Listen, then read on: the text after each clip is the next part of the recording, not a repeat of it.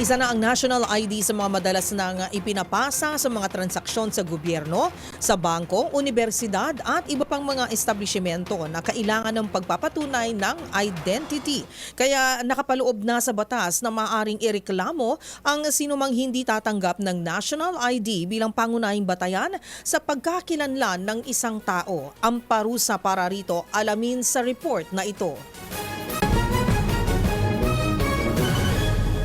Ang pagkakaroon ng Philippine Identification o PhilID at mas karaniwang kilala sa National ID ay isa na sa mahalagang patunay ng iyong identidad bilang isang Filipino. Kaya madalas, ito na pangunahing ginagamit sa mga transaksyon sa bangko, gobyerno, maging sa paaralan kung saan kinakailangan ng patunay ang iyong pagkakakilanlan. Sangayon ito sa Republic Act No. 11055 o ang Philippine Identification System Act kung saan dapat kilalanin ng PhilID bilang patunay ng identidad sa mga iba't ibang uri ng transaksyon. Ang sinumang ahensya o kumpanya na hindi tatanggapin ang PhilID sa walang sapat na dahilan ay maaari ring mapanagot sa batas.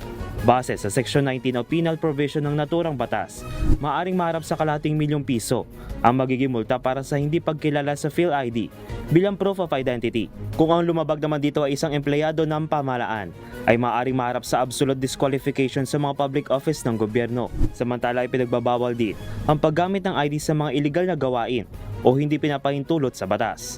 Maaaring maharap ang sinumang lumabag sa kulong na hindi bababa ng 6 na buwan hanggang higit sa 2 taon o multa na hindi bababa ng 50,000 ngunit hindi lalagpas ng 500,000 pesos.